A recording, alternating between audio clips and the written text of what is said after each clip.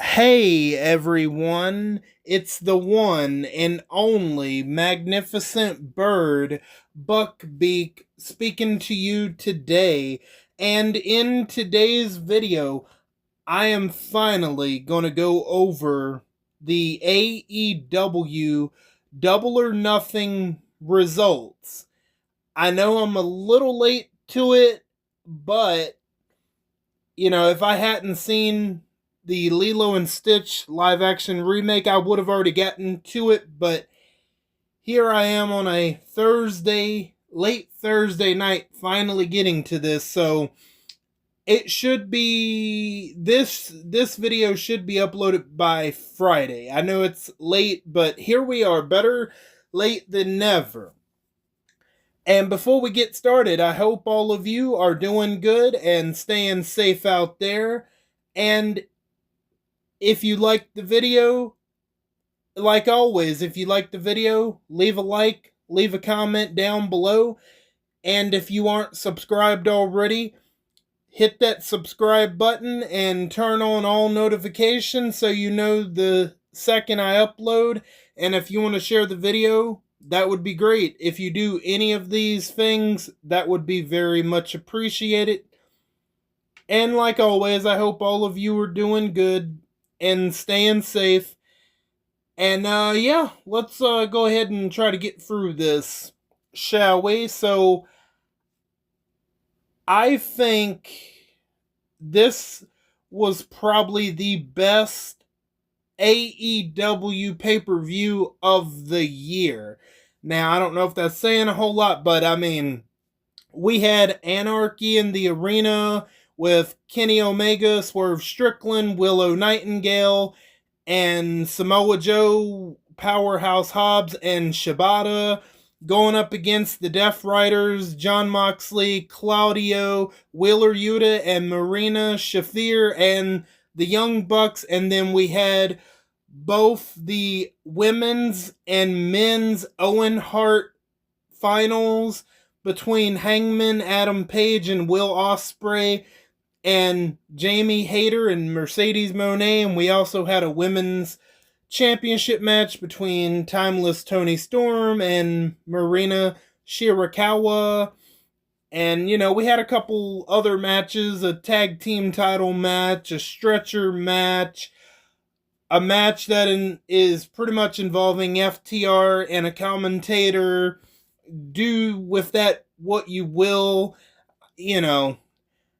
So let's go ahead and get started. So the first match we're going to kind of talk about real quick was a tag team match between Anna Jay and Harley Cameron versus Megan Bayne and Penelope Ford.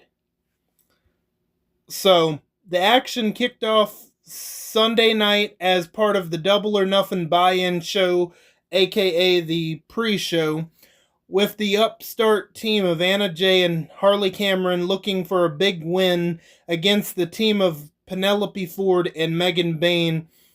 What started with some innocent comedy turned into several minutes of Bayne and Ford dominating the action, wearing Jay down in their corner of the ring, cutting her off from her partner.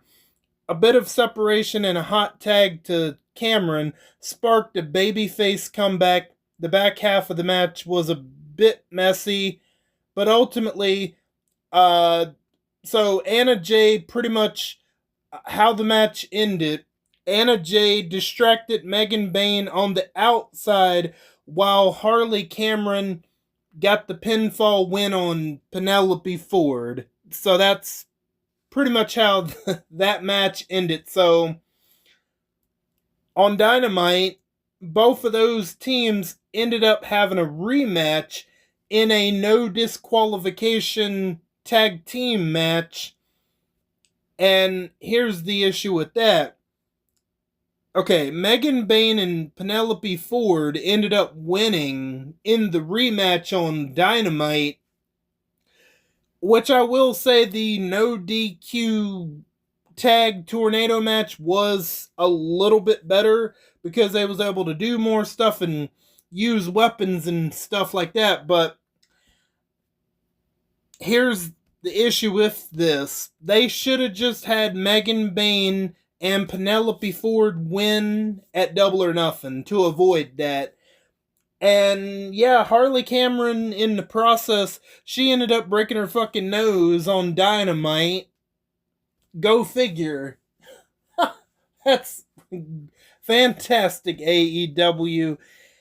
Like, if you would have just had the right team win, you could have avoided that pretty serious injury. I'm assuming she broke her nose because there was a spot during the no disqualification match where Megan Bayne picks up Harley Cameron and drops her on the steel steps, and then immediately she's in pain and the doctor's checking on her. The ringside physician, or whatever you want to call them, is checking on Harley Cameron, and yeah, her nose, she's got a bloody nose. Yeah, it seems like she didn't broke her nose, and then Anna Jay, she ended up getting a scrape or cut on her nose. She might have, hell, she probably broke her nose too. Like, my goodness. All of that could have been avoided if Megan Bayne and Penelope Ford would have won on Sunday instead of forcing them to have a rematch. Like, I don't know. I don't know what to say other than, yeah, Megan Bayne and Penelope Ford should have won on Double or Nothing, but instead Tony Khan heard people complaining, and he decided to have a rematch where the right winners won on Wednesday instead of when they originally should have. Anyway. Okay, yeah, matching gear is always appreciated. Okay, blah, blah, blah. I would say really only one of these two is a real tag team. The other one was just hastily put together. So, I mean, it is what it is. Next up, we have an 8-man tag team match between Trent Beretta, Rocky Romero, Action Andrade, and Leo Rush are facing Bandino, AR Fox, Commander, and Hologram, which this match wasn't in my predictions video because this match hadn't been official at that time, but honestly, I really don't care who wins this match. It was fine for what it is. The action, let's see, it was every bit of the fast-paced, high-flying affair as the talent involved would suggest. It was a little bit better than the previous tag team match, but just by a little bit. So, AR Fox, Bandino, Commander, and Hologram win the 8-man tag team match. Great. Okay. Alright, the multi-man party match is always to be expected on the buy-in. Yep. Alright, now let's actually get to the main show. So, first up, the first match of the night was the Owen Hart Foundation Women's Tournament Final between Jamie Hayter and Mercedes Moné.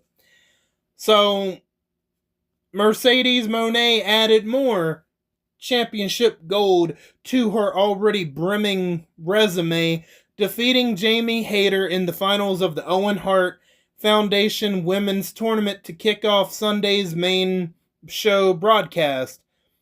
It was a pretty good match. I'm not gonna lie and say, oh, it's phenomenal. It's a masterclass. It's a classic. No. As much as I bitch about Mercedes Moné always winning, she does have good matches. She can still, her matches very rarely disappoint, but I'm just so sick of her of her winning all the time. You know what? If I was running AEW, I would be like, look, Mercedes Moné, I think as somebody that's actually running AEW, I would rather have Jamie Hayter win. You can take a loss, you'll be fine. Like, And then, you know what? If she would say that she's not down with that, I would tell her to, well, go ahead and hit the fucking bricks then. I can find somebody else to face Jamie Hayter. I mean, that, you know. But of course, Tony Khan doesn't want to upset that apple cart. Great. Jamie Hayter is now buried. That's wonderful. And you know who else is going to get buried in 44 to 43 days from now? You know who? Unfortunately, Timeless Tony Storm is about to be buried in about 40 some days. That's great. That's great, isn't it? It's fucking terrible. I mean, that's awful. I'm sure Timeless Tony Storm and Mercedes Moné will have a pretty good match, but it sucks because we already know who's going to win. So, yeah, there's your 2025 Women's Owen Cup winner. A red hot crowd rode the roller coaster along with the competitors who told the story of a determined Moné. Yeah, determined. Yeah, when you have creative control, yes, you're very determined. Yeah, sure. A determined Moné targeting the back of her opponent. Hayter fought through it, proved to be every bit the wrestler that her opponent was, and nearly put her down on more than one occasion. Ultimately, it was the resilient and masterful Moné. Oh yeah, when you have the creative control on your side, oh yes, oh yeah, you can, all of that can be said about you, right? Who simply out wrestled simply out wrestled. Yeah, when you have creative control and you can book your own character to win, yeah, sure. Let's go with simply out wrestled her opponent. Oh god. Catching her with a hammerlock into a small package for a 3 count. It was a good match. I won't say outstanding, no. Like, I mean, they did put on it was a good match to start the show. But it was predictable as hell. So, yeah, this article says it's going to take something truly special to eclipse the quality of this one. Trust me. Hangman Adam Page and Will Ospreay do way more than eclipse this bullshit predictable winner. Anyway, so yeah. An enormous pop for Hayter gave way to a legitimate 50-50 chant early on, which was revived later in the match. Moné sported pink and black gear. Her attention to details and something has always been a huge part of her performance, and it was no different here. Yeah, okay.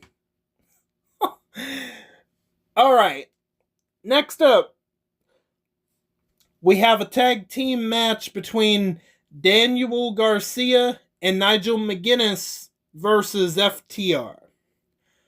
The new and improved FTR earned a big victory in the second match of the night, which I'm not surprised. FTR, they're more experienced, and after the last match, which I would say, even though the winner was predictable as hell, this match, it was going to be a little bit hard to follow, just because I don't know how many people really care about commentators getting involved in the wrestling ring, you know what I mean?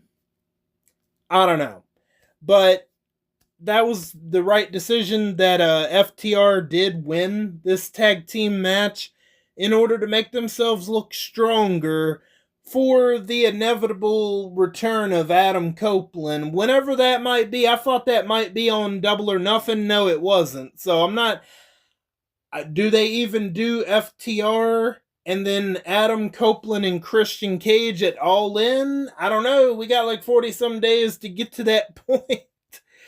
I mean, if Adam or if Adam Copeland, aka Edge, was to return soon, they could do something, and not have it feel rushed.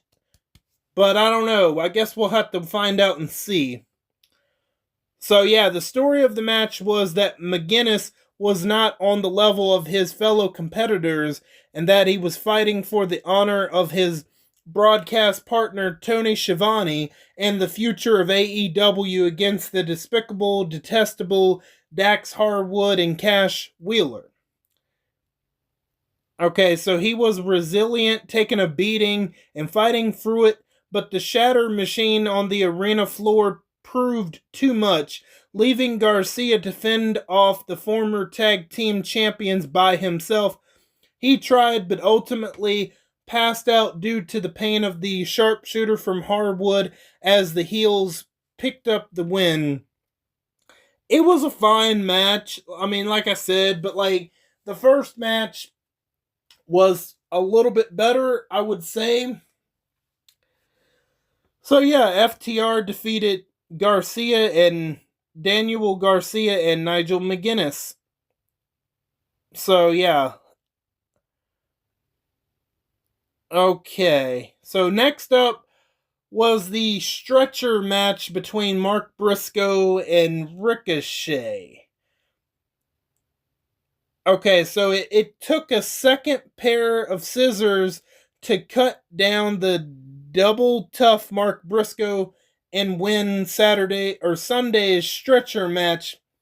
The bald-headed villain overcame the tenacity, resiliency, and creativity of Briscoe's attack to bust him open and put him on the defensive, despite added fire later in the match that saw Briscoe threaten to deal Ricochet another pay-per-view defeat. The artist, formerly known as the One and Only, produced the aforementioned second pair of scissors, delivered a well-timed low blow, and it was able to lock Briscoe in the ambulance to secure the victory. So I got you. So for this stretcher match with AEW, I know this from WWE. Not that they really do stretcher matches anymore.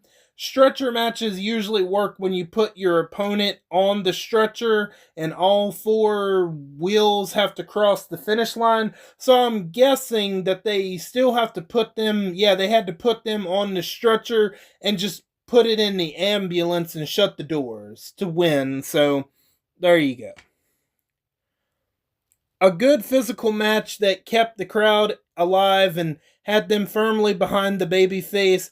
This was a great brawl of a match with some fun spots and a great finish that played up Ricochet's heel rolling. By the way, I honestly like Ricochet better as a heel because he is an asshole, and I don't know, I'm glad he's playing up the asshole villainy of his character. Like him as a babyface, it's kind of it is what it is, but I like him a little bit better as a heel because you could tell he's having fun playing a fucking asshole. So even if whatever you want to say about him, I don't know what he does or says on social media. I'm not, but as far as him playing his character in the ring, him playing an asshole, you can tell he's having a lot of fun with it.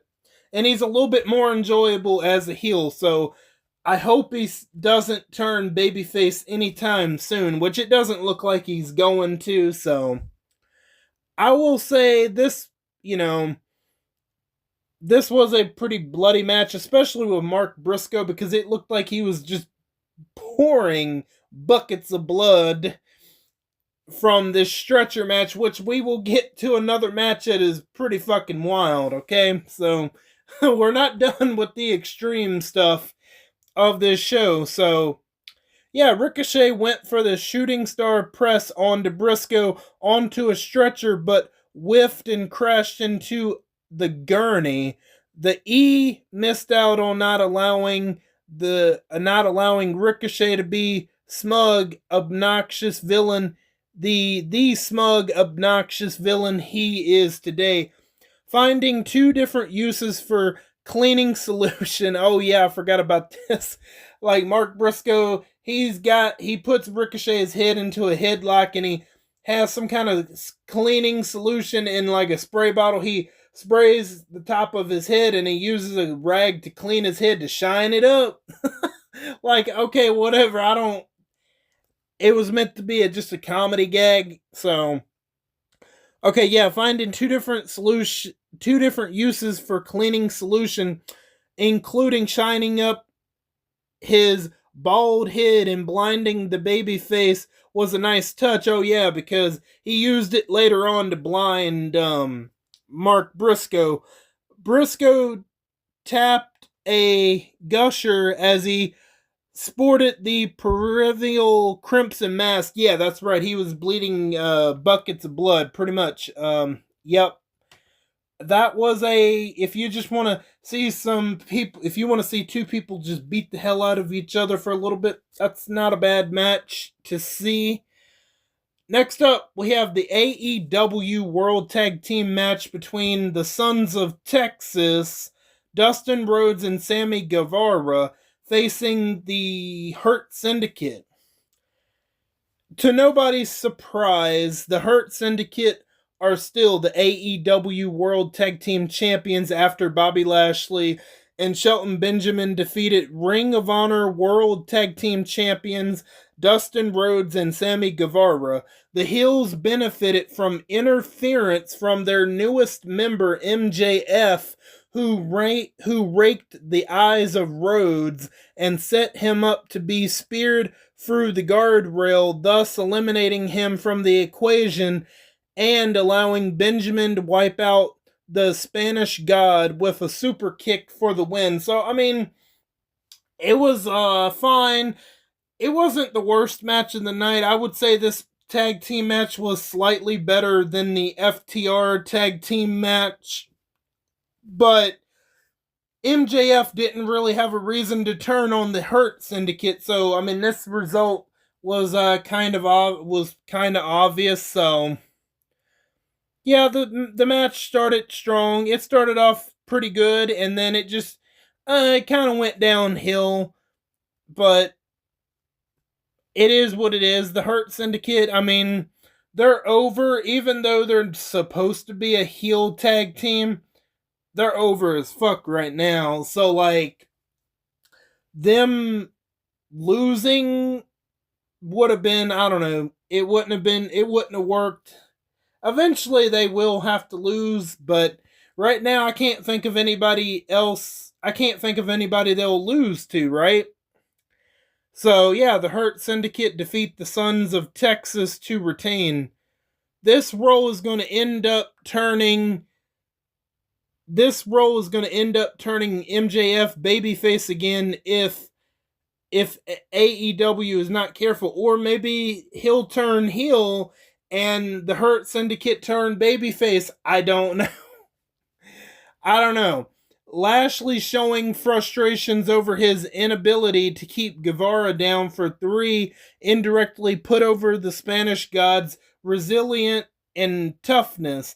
The setup to the finish with Benjamin cutting a diving Guevara off was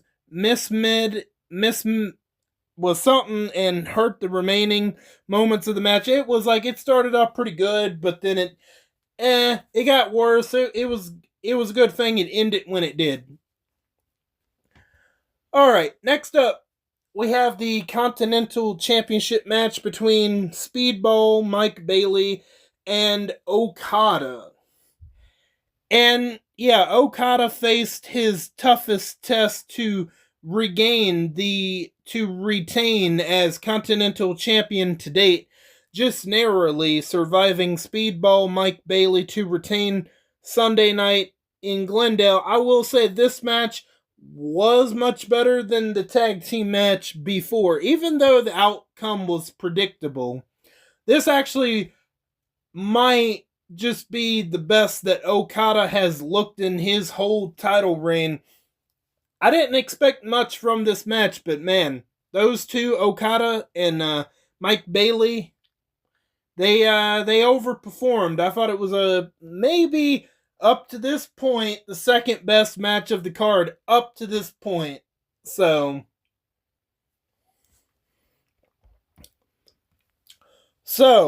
the Rainmaker found himself on the defensive, unable to answer the challenger's kick-based offense. He absorbed everything thrown at him, his chest painted with welts from his opponent. He also answered much of what came his way, punishing Bailey with his trademark lariat clotheslines. He also evaded a shooting star press, getting his shins up and driving them into his ribs.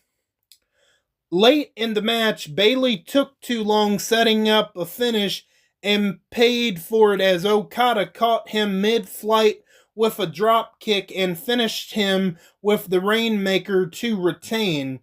It was a match that took a bit to get going, maybe too long for some taste, but it was excellent down the stretch and continued the New Japan Pro Wrestling Export's longest AEW title reign of all time. Yeah, I didn't think it was too long. Like I said, up to this point, I thought it was the second best match of the card. But, I mean, we got a couple other matches to get to. So yeah, Okada inevitably defeated Speedball Mike Bailey, as they will be setting up for Okada in Kenny Omega at All In. It's definitely going to happen at this point. So, yeah, the crowd struggled early to get into this match, into this one, a reoccurring issue with Okada's matches as they continue to be placed in the middle of a jam-packed card. It took Bailey so long to set up the shooting star press midway through the match. It is a wonder he ever actually lands it, and he did it again, setting up the finish. So next up, we have the AEW Women's World Championship match between Timeless Toni Storm, who in 45 days is going to get buried, to Mercedes Moné, defending her title for now against Mina Shirakawa. Timeless Toni Storm overcame a bum knee and concentrated attack by challenger Mina Shirakawa to successfully defend the AEW Women's World Championship and set up a marquee matchup with TBS champion Mercedes Moné. Shirakawa was the best she has been inside an AEW ring, focusing less on the character work and more on establishing herself as an elite worker, something she did by working a clean match that saw her break out new moves and holds as she attacked the base of her opponent. Storm, in another gutsy performance in line with her wars with Mariah May and Megan Bayne, overcame the pain and suffering to earn the win. It will be interesting to see what becomes of Shirakawa now, as losers in these championship matches have a tendency to disappear into lesser important programs. Perhaps the established friendship between the two, emphasized after the match, will keep her involved with Storm and the champions programs. Well, after All In, Timeless Toni Storm's about to be a jobber herself in a little more than 30 days, so I don't know how well that's gonna work. For now, all attention will turn towards Storm versus Moné, a match between the two biggest women stars in the company's history. Yeah, that will be a pretty good match. It's unfortunate the result that's going to happen. And like I said, 44 to 43 days from now, Storm defeated Shirakawa.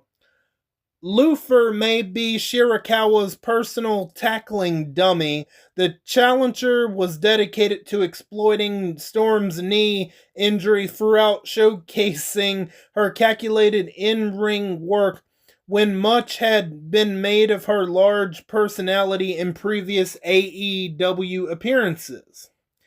Oh, and I love a happy ending. So after the match, yeah, Timeless Tony Storm and Mina Shirakawa, they kiss each other, which, well, last year, in fact, when Mariah May was still allied with Tony Storm, the three of them had a three-way kiss in the ring. So, I mean, am I surprised? No, I'm not. Which, you know what? I like seeing a little bit of action on action a little bit. I'm not gonna lie. I mean, anyway, I'm not gonna go too much into that. I guess friends kiss, Taz said as Storm and Shirakawa locked lips following the grueling matchup. Hey, I mean, I guess they do, Taz. I don't know. But here we go. This next match, Anarchy in the Arena. For the first time in what felt like an eternity, the babyfaces in AEW got the best of the Death Riders as Swerve Strickland, Kenny Omega, Willow Nightingale, Samoa Joe, Powerhouse Hobbs, and Shibata defeated Jon Moxley, Wheeler Yuta, Claudio, Mina Shafir, and the Young Bucks in Anarchy in the Arena. Yes, so I thought the Death Riders and Young Bucks were going to win this match, but no, they wanted to go with Team AEW, so that only means when they do set up for Blood and Guts, that means the heel team is most likely going to be winning Blood and Guts. I'd be surprised if the face team wins both Anarchy in the Arena and Blood and Guts. So, yeah, we'll see. A plunder-filled brawl that featured staples, thumbtacks, and ambulance tables, chairs, cameos. Damn, I can't read. Cameos from the returning Hook, and a blooded Mark Briscoe, and enough drowning pool to make you think it was SummerSlam 2001 all over again. Yeah, that's right, because when the match started, on the speakers they had this like patriotic music playing for the first so much of the match. But Kenny Omega, he gets a microphone and he's like, nah, let's change this shit. We gotta listen to something else while we're beating the hell out of each other. That's pretty much what he said, right? So at first they play a AEW Dynamite theme, and then Kenny Omega, he says, no, let's let the bodies hit the floor. And that's when Bodies Hit the Floor by Drowning Pool plays like 4 different times for like the first half of the match. And the first time the match played, I could swear it sounded like there were 50 to 60,000 people marking out for Bodies Hit the Floor. Like, it was like insane. It sounded like there was at least 50,000 people there. Like, yeah, and I'm like, you know what, for this type of match, I was okay with it because it has that intensity to it. And then they played the song again, like, okay. Then they played it again for a third time, like, okay. And then the fourth time, I'm like, did we have to hear it 4 times and they couldn't have played something else? But, so, there were a few tentative spots and more that left you scratching your head, but by the time, okay, so there was a point where Claudio picks up Swerve Strickland and he does the swing, and they're near the stage, and Claudio, I thought this was kind of funny, and I think a lot of people do too. Claudio is picking up Swerve Strickland and he's swinging him, and then he swings Swerve Strickland into this one speaker, and that makes the music stop. which is kind of funny, but no more music played after that. So there were a few tentative spots and more that left you scratching your head. But by the time Omega drove Matt Jackson through an exploding table at the top of the stage in what was somehow not the finish, you knew what you were watching was pure chaos. The right team went over, the Young Bucks got what they deserved, and Strickland secured a key win following the absurd decision to beat him in the main event of Dynasty. Yeah. So, yeah. Okay. So, yeah, if you love some Bodies by Drowning Pool, boy, you were satisfied by this one as it played on a loop 4 times throughout after some files, I don't know what that word says, followed by the Pointer Sisters. Okay, of course, Claudio delivered his trademark swing to Strickland, sending him into a speaker, which ended the marathon of Drowning Pool. Yeah, like I just mentioned. So this is where some sick shit starts to happen. So Mina Shafir trapped Willow Nightingale with a padlock by sticking it through one of her ear piercings, ensuring she could go nowhere and could not assist her teammates. So the Death Riders got this chain and they wrapped it around one of the ring posts, and Willow Nightingale wasn't wearing any earrings or whatever, and they had got a padlock and they put the padlock through a part of her ear and just locked her ear where she couldn't get out. Like, what the fuck? That's not even the worst of it. Believe it or not, oh my god. What Mina Shafir does to Swerve Strickland, it's like, oh my god, these are this kind of match is not for the WWE audience. I follow WWE, but I don't watch it or keep up with it like I do with AEW. I just enjoy AEW more personally, but okay. Right. And then there's the staple gun. Yeah, here we go. Yeah, the staple gun. A little bit later on in the match, Mina Shafir, she gets a staple gun and she is holding Swerve Strickland's tongue and she staples his fucking tongue. Like, what the fuck? Oh my god. I'm like, this fucking bitch is crazy. Oh my god, this is the first time I have this is the first time in all of the Death Riders run that I have felt like the Death Riders are a legitimate threat. I mean, these motherfuckers was crazy. So far, this blows away every other match on the card thus far. So, and then there's one point in the match where Gabe Kidd, who has aligned himself with the Death Riders, and Mark Briscoe comes out of the ambulance and assists, Swerve Strickland, Kenny Omega, Team AEW, and we're getting toward the end of the match where Powerhouse Hobbs, Samoa Joe, Willow Nightingale, and Shibata trap Jon Moxley, Claudio, Wheeler Yuta, Mina Shafir, and Gabe Kidd, and they put them all in the fucking ambulance and lock them in there and make sure they can't get out. They stand guard in front of the back entrance of the ambulance to make sure they can't get out and help. And so it's just between Kenny Omega and Matthew Jackson and Swerve Strickland and Nick Jackson as we're getting to the end of the match. And there was actually one point in the match where Mina Shafir, she spits at Kenny Omega and calls him a fucking pussy.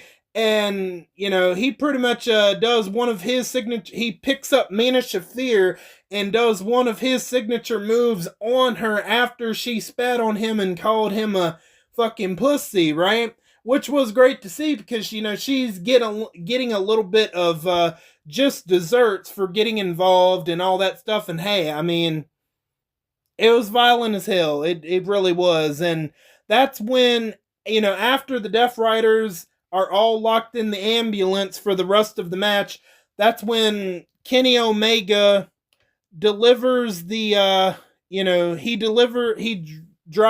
that's when Kenny Omega drives Matt Jackson through the table and it explodes, and it had some stuff under it to make it explode. And to end the match, Swerve Strickland and Nick Jackson are in the ring, and before Swerve Strickland is going to get on the top rope to deliver the Swerve Stomp, Prince Nana actually gets a box that was from under the ring, I think. He gets a box, he opens the box, and there are a pair of tennis shoes, like these brand Pacific Swerve Strickland tennis shoes, but they have thumbtacks on the bottom. So Swerve Strickland puts those tennis shoes with the thumbtacks. He climbs up on top of the turnbuckle. He delivers the Swerve Stomp to Nick Jackson in the ring and pins him. 1, 2, 3. Team AEW wins. Now, there might have been a couple of other spots I might have forgot to mention, but yeah, this match was crazy, where Willow Nightingale gets her earlobe locked to that chain one part of the match. Mina Shafir, she staples Swerve Strickland's tongue, and just the sound of it, it's like crazy, absolutely crazy, but I loved it. This is the type of wrestling that I love. I understand more people watch WWE, but I just find AEW more enjoyable. Even as much as I bitch about Mercedes Moné, Jon Moxley, I would rather watch AEW than I would WWE. I don't care about John Cena's poor, pretty bad heel turn. I don't care about Logan Paul. I don't give a fuck. I really don't care. And I don't know if y'all can hear that, but it's raining. But anyway. Alright, so next up, we have Paragon versus the Don Callis family. The Don Callis family continued to roll Sunday thanks to the performances of Protostar Kyle Fletcher, Josh Alexander, and Takeshna. That trio bested TNT champion Adam Cole, Kyle O'Reilly, and Roderick Strong in a trios match that featured perfectly acceptable wrestling, but had the impossible task of following the chaos of anarchy in the arena. Yeah, no doubt. Absolutely. The crowd got into it late, just in time for Takeshna to break up a gluttonal, I don't know what that says, by O'Reilly, and Fletcher finish him off with a teardrop brainbuster. It was fine. I mean, it was what it was. I thought the Don Callis family was going to win. And on Wednesday, it already happened, but there was a TNT championship match between Adam Cole and Kyle Fletcher, but it ended in a disqualification after Josh Alexander attacked Adam Cole in the ring. So maybe they're saving that TNT championship match for All In. I'm assuming that's probably why we didn't get a decisive winner. Alright, yeah, there are such things as unnecessary matches. This would be one of them. I mean, this could have been a Dynamite or a Collision match, to be honest. And people were just fucking worn out from the excitement of anarchy in the arena. So, this match, it was in an unfortunate spot after anarchy in the arena. But people had time to recover for the main event. So it is what it is. Now, for the main event, Owen Hart Foundation Men's Tournament Final. Hangman Adam Page versus Will Ospreay. So, I'll be honest, I don't know if this was the best match or Anarchy in the Arena. It's a toss-up for me because I was into both fucking matches. I was looking forward to this match more, but after seeing Anarchy in the Arena, I was like, I don't know, maybe Anarchy in the Arena might might be match of the night. I don't know, man. It's like so tough. So I predicted Will Ospreay. I thought Will Ospreay was going to win, but I also said I wouldn't be shocked if Tony Khan decides to go with old reliable Hangman Adam Page. And here we go. For the first time in their careers, Hangman Adam Page battled Will Ospreay for the 2025 Owen Hart Foundation Men's Tournament title and a shot at the AEW World Championship at All In on July 12th. What ensued was pro wrestling excellence. Page and Ospreay tore the house down, delivering a match of the year candidate. Yes, I agree. I knew these two would not disappoint, and they did not disappoint. Oh man. Either this was the match of the night or Anarchy in the Arena. Take your pick. You will be picking a winner either way. So, absolutely.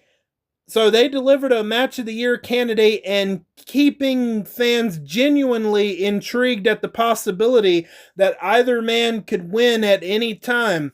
They traded signature moves, leveled each other with finishers, and even borrowed from their most hated enemies. With both men exhausted, Page not tired. Both men exhausted. Page tried for the buckshot lariat, but Ospreay countered and tried for Stormbreaker. Page escaped, rocked the No, wait a minute. Okay, wait a minute. Here I am. Okay, Page tried for the buckshot lariat, but Ospreay countered and tried for Stormbreaker. Page escaped, rocked the aerial assassin with a clothesline, hit it outside, and finally delivered a jarring buckshot lariat for the pinfall victory. So there you go. Hangman Adam Page is your winner, and he will be getting an AEW World title match against Jon Moxley. And I hope, for the love of God, Tony Khan, please make the decision. Please take the title off of Jon Moxley. Everybody wants it. People are so tired of Jon Moxley as your world champion. Like, come on.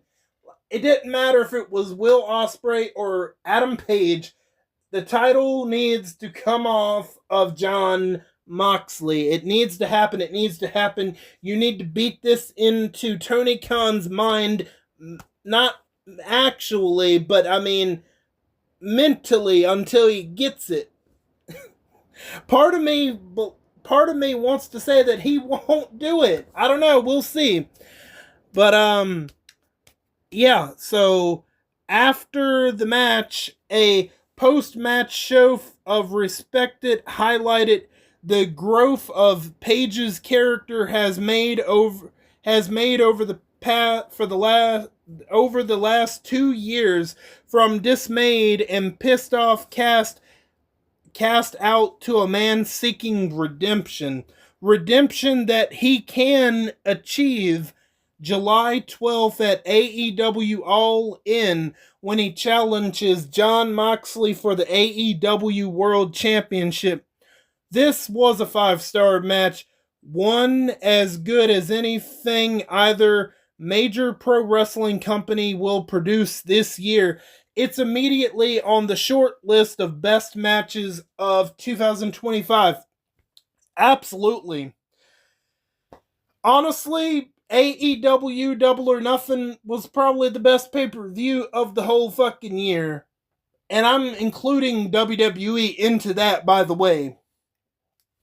I mean, WWE hasn't been hitting strikes either. So, like, let's just, let's calm down on that.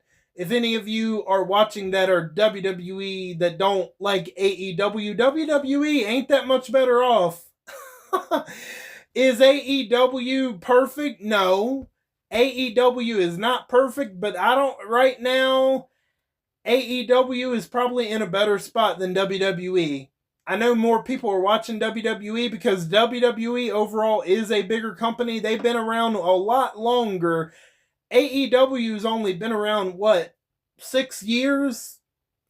Oh, yeah, about 6, 7 years. So I get that WWE is bigger. I understand that, but I don't care. I don't care what John Cena and his failed heel turn is doing. I don't care about Logan Paul or Seth Rollins or the android Charlotte Flair. I don't give a damn. I I just don't care. Like, I don't know. That's just me personally, but yeah. So Will Ospreay lost a really good match, and I would say it's like the best match. I will say Will Ospreay and Adam Page is the best singles match of this year without a doubt. There hasn't been a match to top it yet. Will there be a match to top it? I mean, we'll see, but I don't think it'll be from WWE. I just don't have that much faith. Not really. Like I'll be honest, I have not watched WWE since last year's the night after WrestleMania 40. Yeah, I was thinking last year was 41, but no, last year was WrestleMania 40. So the night after WrestleMania 40 is the last time I watched it. I don't care, dude. I really don't care. I really don't. But anyway, Paige more like Monet earlier in the night rocked pink and black in tribute to the tournament's namesake. He did, yeah, he had mostly black, and there were parts of his attire that were pink, and I thought that's like cool. Yeah, hell yeah. I thought Adam Page rocked it better than Mercedes Monet. It was subtle, but it was like damn, you could see what he was doing. Absolute respect to Owen Hart. This was a physical, surprisingly hard-hitting matchup between two of the standard beaters in AEW. I'm not surprised it was physical. I'm not surprised one bit. Not really. I knew those two could go in the ring. For me, it might just top Anarchy in the Arena, but I don't know. Anarchy in the Arena was pretty crazy. So Paige came out of nowhere with a buckshot lariat out of the corner, but was caught with a hard kick to the face when he tried it he was caught with a hard kick to the face when he tried it in its more traditional form. Paige, with an homage to Christopher Daniels, delivered Angel's Wings for a 2 count. In a scary moment, the commentary table collapsed under the weight of the competitors, spiking Ospreay's head into the ground. Great late match near falls as Ospreay survived the buckshot lariat and Paige avoided the Stormbreaker. Ospreay broke out rival Kenny Omega's V-trigger, and Paige answered with Swerve Strickland's big pressure. Very interesting. Yeah. Okay. I'm not really gonna. Alright, that's pretty much all I got to say. Yeah. This was, without a doubt, like I said, the best pay per view that wrestling has had all year long. I mean, there's not a debate. There really isn't. Like, I mean, you could say that triple threat match between Roman Reigns, CM Punk, and Seth Rollins. Okay, that match, I will give you, that match was pretty good, but that's probably the best match of WrestleMania 41. I mean, that's all they got. I don't know. All the rest of their pay per views, I'm not saying AEW's pay per views have been like totally fantastic or anything, but both companies kind of are fumbling, okay? It's not only Tony Khan.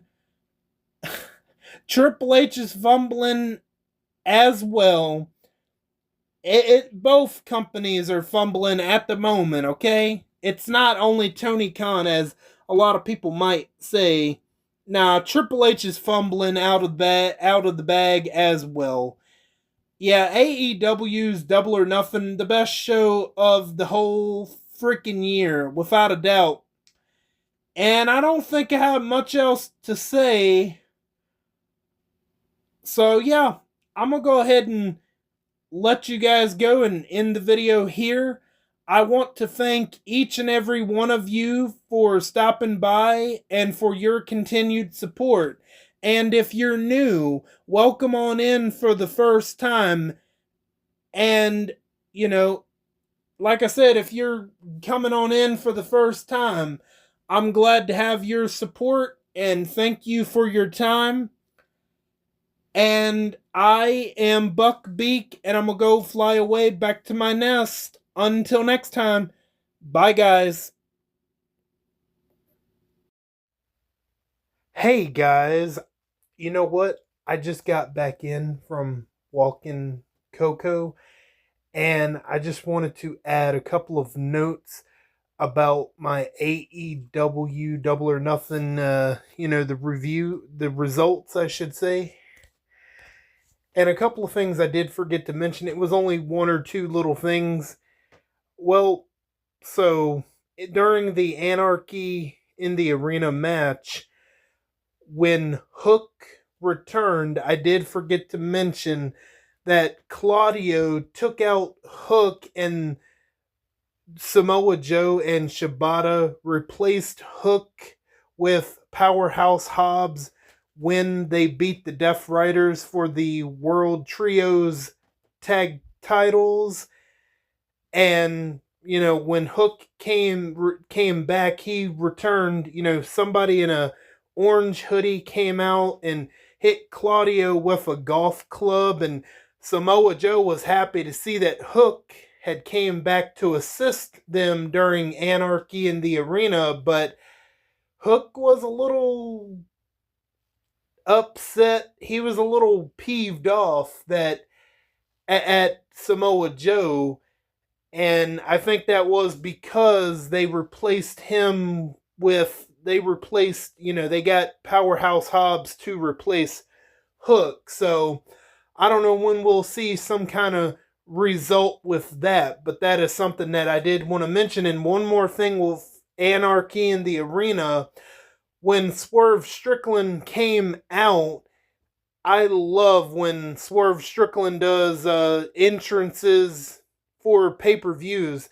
This was another great one. Swerve Strickland came out dressed as the Predator, from Alien and Predator, because back some time ago, when the Young Bucks targeted Swerve Strickland, he said he was doing him some buck hunting. So I like to play on words there. He's a predator going after bucks, going after the young bucks. So that's just something that I forgot to mention at the time, but I'm just now remembering it. And so now that I got all of that out of the way, I'm gonna go edit this and put it together and hopefully this will be out on Friday. So yeah, that's pretty much all I got to say, and I'll see you guys for the next one. All right, take care.